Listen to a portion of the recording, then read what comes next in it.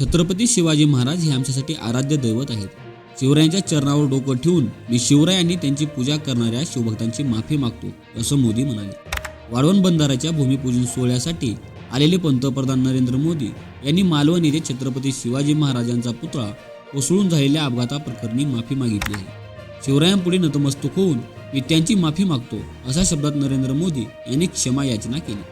छत्रपती शिवाजी महाराज हे आमच्यासाठी आराध्य दैवत आहेत. शिवरायांच्या चरणावर डोकं ठेवून मी शिवराय आणि त्यांची पूजा करणाऱ्या शिवभक्तांची माफी मागतो.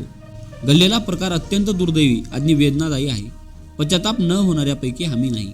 काही जण सावरकर यांना नाव ठेवतात, त्यांनी कधी माफी मागितली का, असा सवाल नरेंद्र मोदी यांनी केला.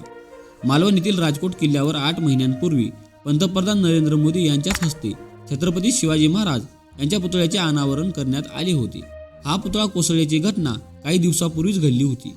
या घटनेनंतर पहिल्यांदाच नरेंद्र मोदी हे महाराष्ट्रात येत असल्याने या दौऱ्याकडे सर्वांचेच लक्ष लागून राहिले होते. पंतप्रधान नरेंद्र मोदी आज मुंबई आणि पालघरच्या दौऱ्यावर होते. त्यानंतर दुपारी 1:30च्या सुमारास पालघरला येत शेकडो ग्राउंड येथे वाढवण बंधाऱ्याच्या कामाचे भूमिपूजन केले. जवळपास 76,000 कोटी रुपये खर्च करून वाढवण बंदर प्रकल्प उभारला जाणार आहे.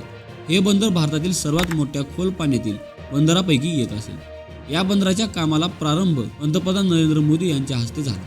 त्याशिवाय मोदी यांच्या हस्ते मत्स्य व्यवसाय संबंधी 218 प्रकल्पाचे भूमिपूजनही करण्यात आले आहे. सुमारे 1,560 कोटी रुपयाचे हे प्रकल्प असल्याचे सांगितले जात आहे. या उपक्रमामुळे मासेमारी क्षेत्रातील पायाभूत सुविधा आणि उत्पादनात वाढ असेल.